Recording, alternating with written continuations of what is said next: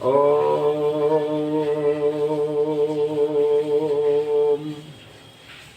ओम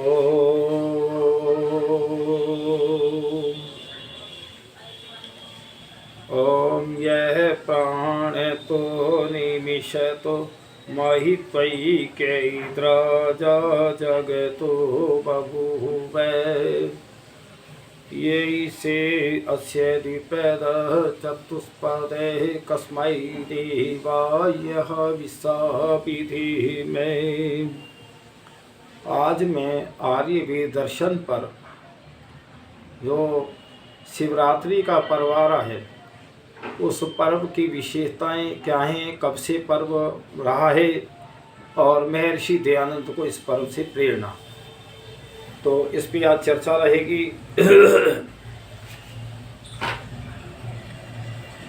ये पर्व जो है भारतवर्ष पर्वों का देश है। इस देश में मनाए जाने वाले पर्व आनंद और हर्ष उल्लास के प्रतीक हैं और आनंद उपलब्धि और हर्ष उल्लास से जुड़े हुए हैं और आनंद उपलब्धि जीवन का महत्तर लक्ष्य है। इस संसार में सब रोने धोने के लिए नहीं आए हैं और अपने वास्तविक स्वरूप को पहचान कर आनंद में लीन होने के लिए आए हैं। जीवन के परम पुरुषार्थ मोक्ष को प्राप्त करने के लिए आए हैं। हमारा मनुष्य जन्म जो दिया है परमात्मा ने, वो मोक्ष प्राप्ति के लिए दिया है। ये साधन अन्य प्राणियों के पास नहीं है। जो अन्य प्राणी हैं, जीव जंतु हैं, उनके पास नहीं है साधन। ये परमात्मा की हम पे कृपा है। तो अच्छे अच्छे कार्य करके हमें मोक्ष प्राप्त करना चाहिए। जीवन के परम पुरुषार्थ मोक्ष को प्राप्त करने के लिए आए हैं। हम सोने के लिए नहीं, हम जागने के लिए आए हैं। तो और अंधकार से प्रकाश की ओर बढ़ने के लिए आए हैं। असत्य से सत्य की ओर तथा मृत्यु से अमरता की ओर प्रस्थान करने के लिए और हम इस जगत में आए हैं। और शिवरात्रि इन्हीं सब अवधारणाओं का प्रेरक पर्व है, जागरण का त्यौहार है।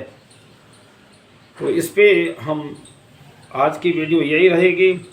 भारतवर्ष आर्यव्रत और शिवरात्रि कब से मनाई जा रही है, तो और इसका प्रचलन कब से हुआ, सुनिश्चित रूप से यह बताना तो बहुत कठिन है, किंतु इतना तो कहा ही जा सकता है कि यह पर्व अत्यंत प्राचीन काल से मनाया जा रहा है। आज जिस रूप में शिवरात्रि मनाई जा रही है, बहुत संभव है कभी इसका रूप इससे भिन्न रहा हो, क्योंकि प्रतिमा पूजन का प्रचलन जैन मत से प्रारंभ हुआ है। देखिए, जितनी मूर्ति पूजा हैं, चाहे शिव की हैं, राम की हैं, जितनी मूर्तियां बना रखी हैं, वो सारी जो मूर्ति पूजा है वो जैन मत से चला है, लगभग 3500 वर्ष से। इससे पहले का कहीं इतिहास नहीं है, ना वेदों में इतिहास है।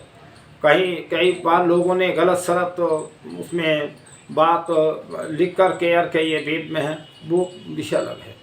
क्योंकि ईश्वर में तो तीन ही चीज, वो में वेद में तीन ही चीज़ों का वर्णन है, ईश्वर का, जीव आत्मा, संसार का। तो इसलिए पूजा भी है तो ईश्वर की तो है, वहाँ भक्ति ईश्वर की है। तो फिर यह कालांतर में इसका रूप परिवर्तित हो गया, अपने वर्तमान रूप में प्रचलित हो गया। और जैसा कि हम जानते हैं, शिवरात्रि के दिन अधिकतर पौराणिक हिंदू व्रत रखते हैं तथा रात भर जाकर और शिव की पूजा करते हैं, शिवलिंग पर जल चढ़ाते हैं और शिव महिमन स्तोत्र या रुद्री का पाठ करते हैं तथा इन कृत्यों को आत्मकल्याण का साधन मानते हैं। मूल शंकर बाद में स्वामी दयानंद सरस्वती के समय में भी शिवरात्रि इसी रूप में मनाई जाती थी।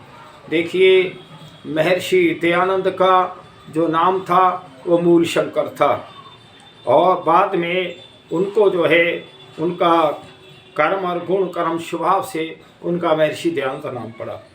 मूल शंकर के पिता करसन जी तिवारी सेव थे। सेव मत में तो शिवरात्रि का महत्व और भी अधिक है। पिता ने बालक मूल शंकर को यह आदेश दिया कि वह निष्ठा, आस्था, श्रद्धा और विश्वास के साथ शिवरात्रि का व्रत रखे। तो देखिए, माँ बड़ी दयामयी होती हैं। 13 वर्ष की अवस्था महर्षि दयानंद की, और माँ कहने लगी कि ये अभी छोटा बच्चा है, ये कहाँ व्रत रखेगा। लेकिन पिता तो शिव के भक्त थे, पिता तो बच्चे को बहुत अच्छा संस्कार वो अपने हिसाब से देना चाहते थे। तो फिर उस समय शिवरात्रि का व्रत रखे तथा रात भर जाग कर शिव की पूजा अर्चना करें। 13 वर्षीय बालक मूल शंकर ने पिता के इस आदेश का बड़ी निष्ठा के साथ पालन किया, और आधी रात के समय पिता, पुजारी एवं अन्य शिव भक्त तो सो गए, पर यह बालक जागता रहा। कुछ समय के बाद और बालक मूल शंकर ने देखा कि शिव की पिंडी पर चूहे उछल कूद मचा रहे हैं तथा उस भोग लगा रहे हैं। जो लोगों ने प्रसाद चढ़ाया उसको चूहे उछल कूद करके खा रहे हैं। जो शिव को लगाया गया था, बस यही मूल शंकर के जीवन में जागरण का क्षण था। आत्मचिंतन और आत्ममंथन का समय था। तो बालक मूल शंकर प्रसन्न अनुकूल हो उठे, और उनके मन में प्रश्न उठा कि जो यह शिव इन निरीह जीवों चूहों से अपनी रक्षा नहीं कर सकता, तो वह विश्व की रक्षा कैसे करेगा। तो देवों का संहार कैसे करेगा, दैत्यों का, दुष्ट राक्षसों का संहार कैसे करेगा। उन्हें लगा कि यह सच्चा शिव नहीं हो सकता। उन्होंने व्रत को तोड़ दिया और मूर्ति पूजा से विमुख हो गए, अलग हो गए और सच्चे शिव की तलाश में जुट गए। पिता के बहुत समझाने पर भी फिर मूर्ति पूजा की ओर उन्मुख नहीं हुए। एक बार जाग जाने के बाद फिर वे सोए नहीं। तो देखिए, उस समय जो मंदिर है, उस मंदिर को भी मैंने 2 बार देखा है। टंकारा नगर में जाकर के उनके घर से लगभग 1-1.5 किलोमीटर दूरी पर मंदिर था। तो सारे भक्त लोग सो गए हैं और अपना सब निद्रा में, पिताजी भी सो गए, लेकिन महर्षि दयानंद की एक रट थी कि शिव जी आएंगे दर्शन देंगे, शिव जी आएंगे दर्शन देंगे। इसी धुन में बच्चा मूल शंकर वो सोए नहीं और जागते रहे, और आंखों में पानी छींटे मार मार करके वो पूरी रात जागते रहे। और जब इन्होंने चूहे का उछल कूद देखा तो मन हट गया। जब मन हट गया तो वहाँ से चल दिए रात्रि में। निसंदेह शिवरात्रि का यह पर्व मूल शंकर के लिए और जागरण का पर्व बन गया। इस छोटी सी घटना ने उन्हें मूल शंकर से स्वामी दयानंद सरस्वती बना दिया। उन्हें स्वामी दयानंद बनाने वाली उनके जीवन की दूसरी घटना महत्वपूर्ण घटना थी। उनकी प्रिय बहन और चाचा की मृत्यु। उसके पश्चात में बहन की मृत्यु हो गई, और बहन की मृत्यु हो गई तो उस समय दुख तो था। ऋषि दयानंद दीवार के साथ खड़े खड़े और वो सोच में हैं, विचार कर रहे हैं क्या ये मृत्यु मुझे भी आएगी। तो इस प्रकार से उन्हें कोई वो इस टेंशन में थे। लोग ये सोचने कहने लगे, और लोग ये बहुत कट्टर है, इसकी आंख में तो आंसू भी ना आए बहन की मृत्यु के बाद। फिर उसके कुछ दिन के बाद उनके चचा की भी मृत्यु हो गई। चचा बहुत प्रेम करते थे, तो चचा की मृत्यु पर बहुत रोए ऋषि दयानंद, और ऋषि दयानंद बहुत रोए और आंखें सूज गई रोते रोते।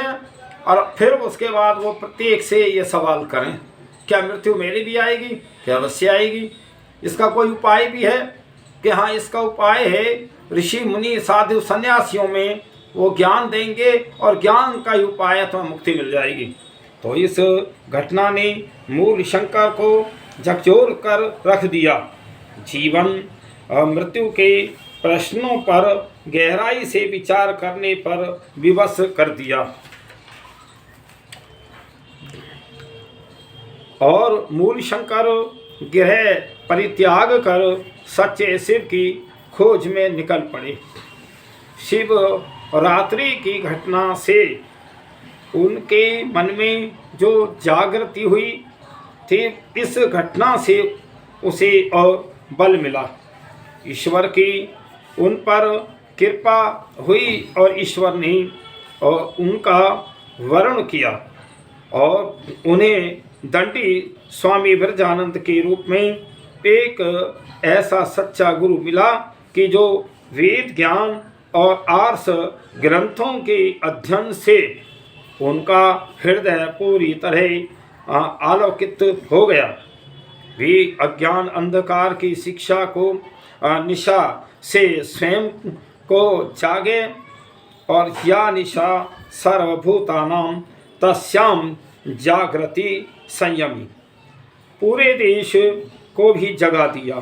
वेद ज्ञान की ज्योति देखिए, उस समय कितना पाखंड था, कितना अज्ञानता की तरफ था।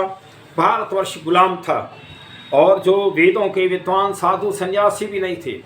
महर्षि दयानंद लगभग 20 वर्ष तक तो वो ऐसे ही भटकते रहे, कोई सच्चा गुरु ही नहीं मिला।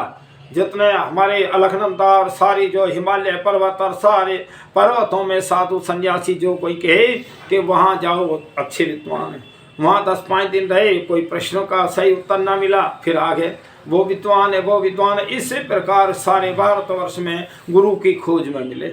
और जब गुरु की खोज में किसी ने बताया कि स्वामी विरजानंद दंडी और मथुरा में रहते हैं, वो बहुत वेदों के विद्वान हैं, व्याकरण के पंडित हैं। तब जब वहाँ जाकर के महर्षि देव दयानंद वहाँ गए, और उनसे जब अंदर से गुरु जी थे, वो अंधे थे, तो दरवाजा बंद था, बाहर से आवाज़ लगाई, तो वो फिर गुरुजी बोले तू कौन है? महर्षि दयानंद कहते हैं मैं यही तो पूछने आया हूँ, मैं कौन हूँ। तो उस समय खैर बहुत सारी जो है किताबों का बहुत बड़ा गट्ठर था, और वो फिर स्वामी पूछा गुरुजी ने कौन कौन सी पुस्तकें पढ़ी हैं। तो तब जब वो सारी नास्तिक पुस्तकें थीं, वो जो है ईश्वर का ज्ञान कराने वाली नहीं थी, मूर्ति पूजक थी। तो गुरुजी ने कहा ये पुस्तकें सारी जमुना में बहाया, तब मेरे पास आ, क्योंकि उन पुस्तकों में सारा ढोंग और पाखंड भरा था। तो देखिए गुरु विरजानंद की बड़ी कृपा, किससे? महर्षि दयानंद को ज्ञान हुआ। विरजानंद के रूप में एक ऐसा सच्चा गुरु मिला कि वेद ज्ञान और आर्ष ग्रंथों का अध्ययन से उनका हृदय पूरी तरह से अलौकित हो गया, और अंधकार से निशा की ओर।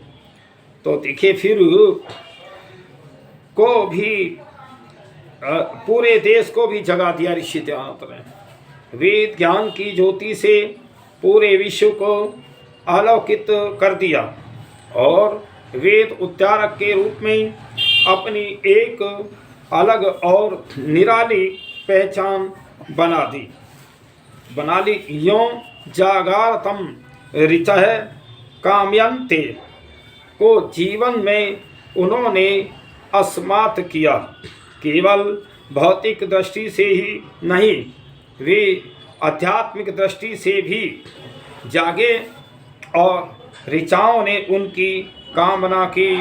वेद को स्वतः प्रमाण मानने वाले और इस आदित्य ब्रह्मचारी ने वेद को सभी और धर्मी कर्तव्य कर्मों का मूल मानते हुए और अपने आचरण को वेद अनुकूल बनाया तथा अपना सारा जीवन वेद प्रचार एवं लोक कल्याण के लिए समर्पित कर दिया।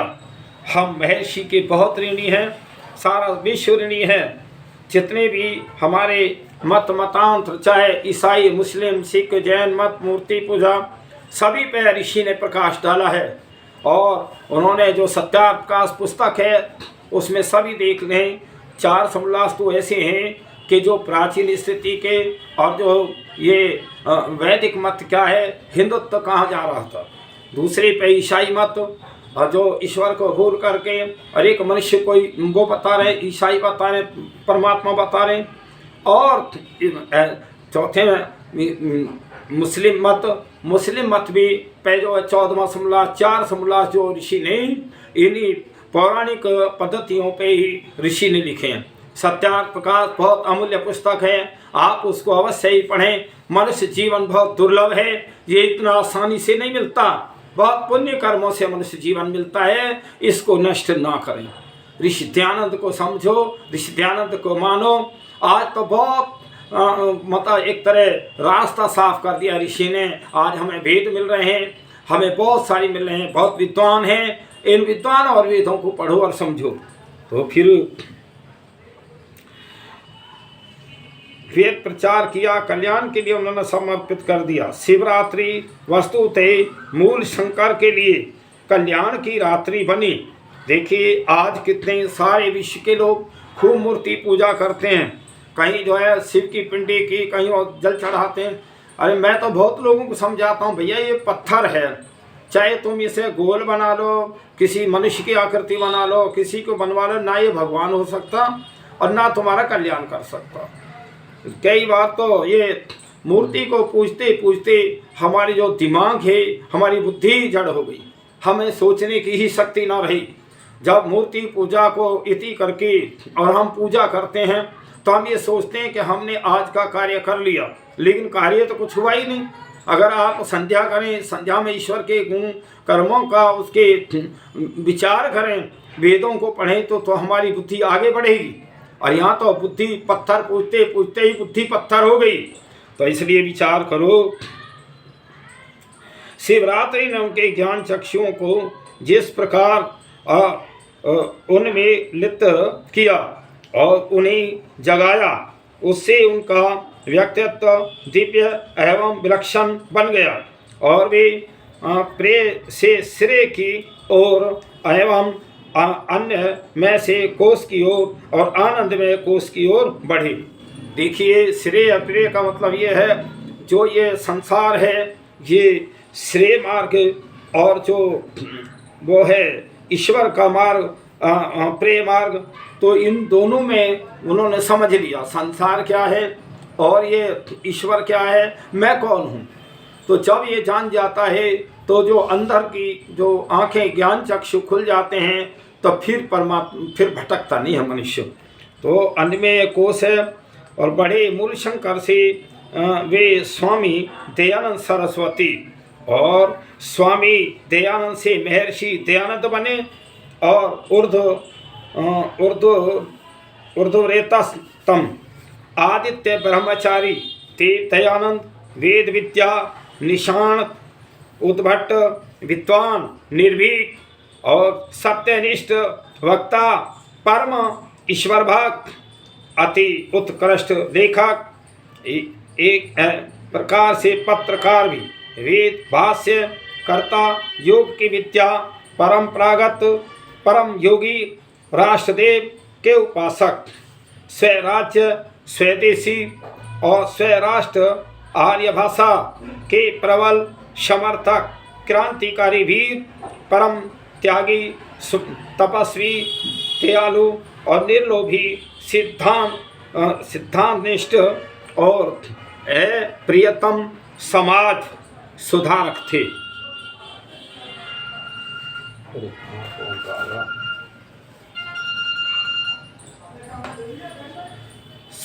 थे।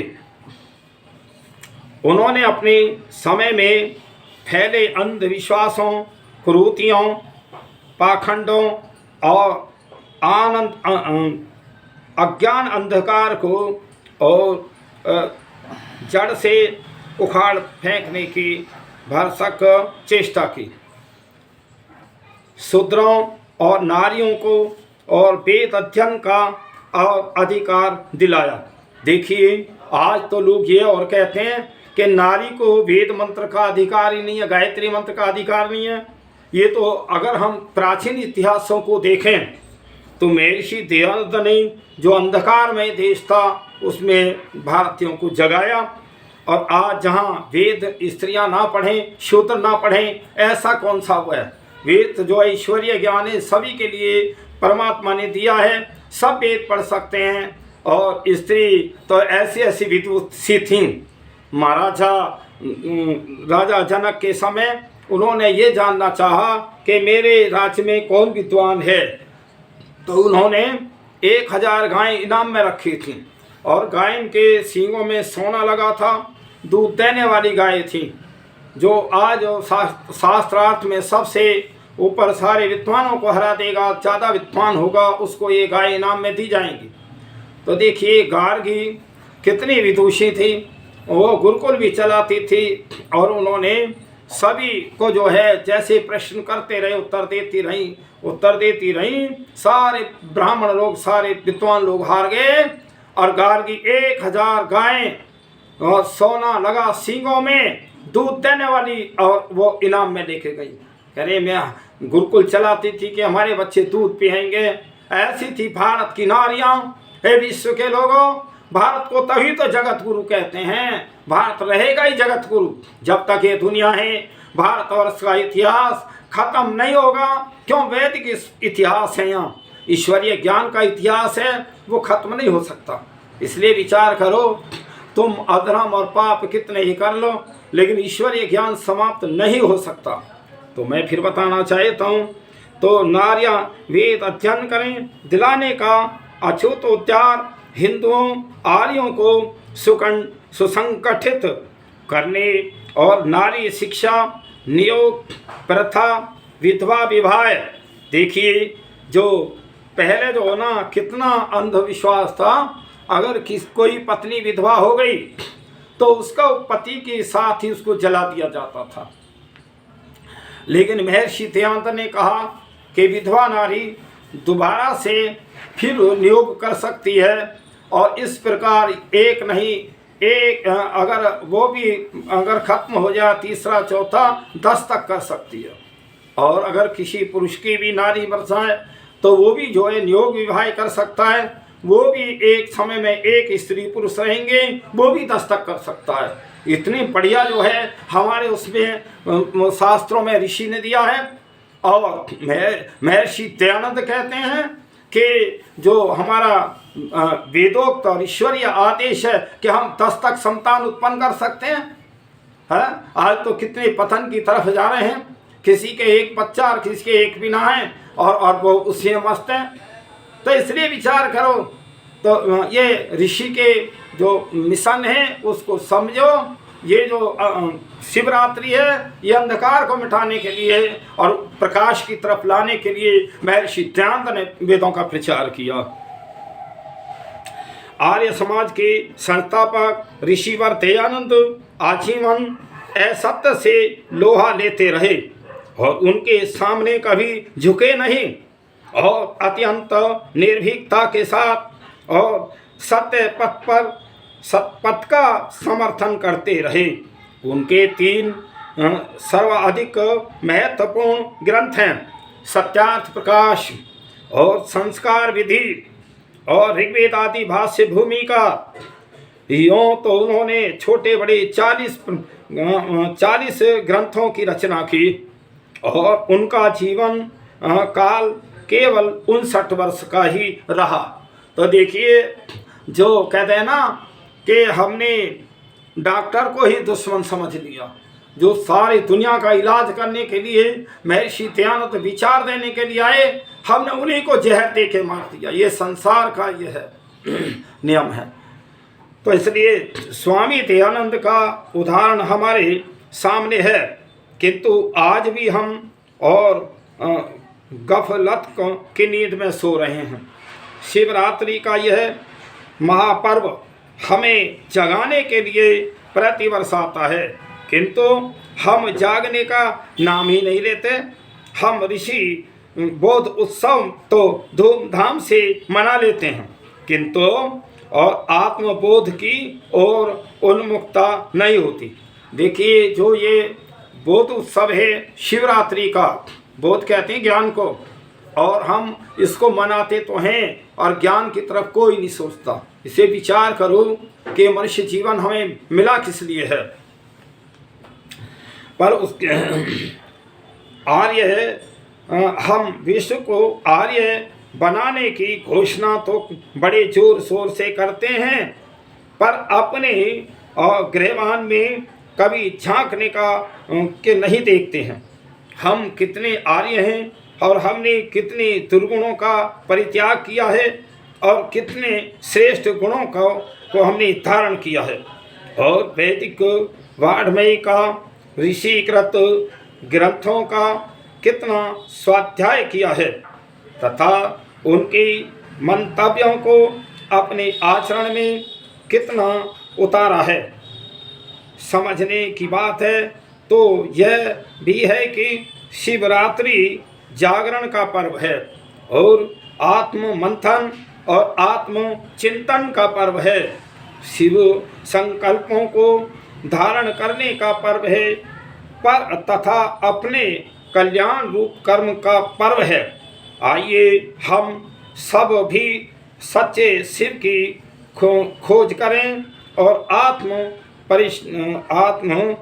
परिष्कार करें और उन्मुख हों तथा वेद मार्ग पर चलें।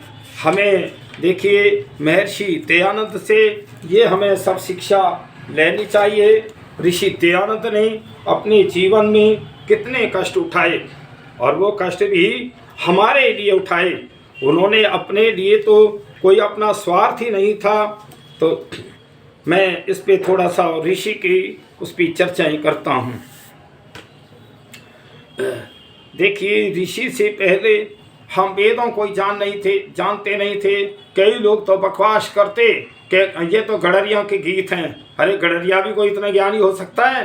चलिए, वेदों का डंका आलम में बजवा दिया ऋषि दयानंद ने, हर जगह ओम का झंडा फिर फहरा दिया ऋषि दयानंद ने। अज्ञान अविद्या की हर सु घन घोर घटाएं छाई थी, कर नष्ट उन्हें जग में प्रकाश फैला दिया ऋषि दयानंद ने। वेदों का डंका आलम में बजवा दिया ऋषि दयानंद ने, हर जगह ओम का झंडा फिर फहरा दिया ऋषि दयानंद ने। सिर पर तूफान बला का था, नजरों से दूर किनारा था, बनकर मल्लाह किनारे पर पहुंचा दिया देव दयानंद ने। घुस गए लुटेरी घर में थे सब, माल लूट कर ले जाते, और सोतों को हाथ पकड़ कर फिर बिठला दिया ऋषि दयानंद ने।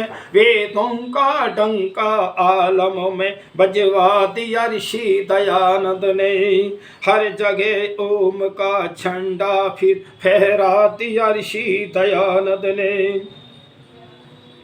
मक्कारी दगा फरेबों से जो माल मुफ्त का खाते थे, सब पोल खोल कर दिल उनका दहला दिया ऋषि दयानंद ने। उड़ गए होश मत वालों के मैदान छोड़ कर रफू हुए। हथियार तर्क का जब निकाल और चमका दिया ऋषि दयानंद ने। वेदों का डंका आलम में बजवा दिया ऋषि दयानंद ने। हर जगह ओम का झंडा फिर फहरा दिया ऋषि दयानंद ने।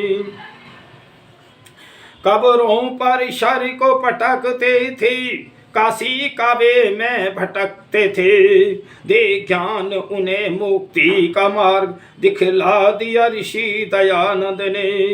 जो चीख चीख कर 8 प्रहर करते थे निंदा वेदों की, सिर उनका वेदों के आगे झुकवा दिया ऋषि दयानंद ने। वेदों का डंका आलम में बजवा दिया ऋषि दयानंद ने।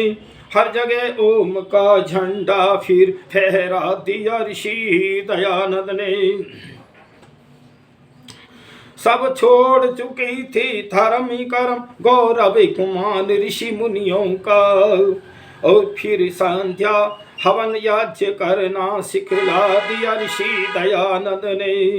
विद्यालय गुरुकुल खुलवाए और कायम हर जगह समाज किए।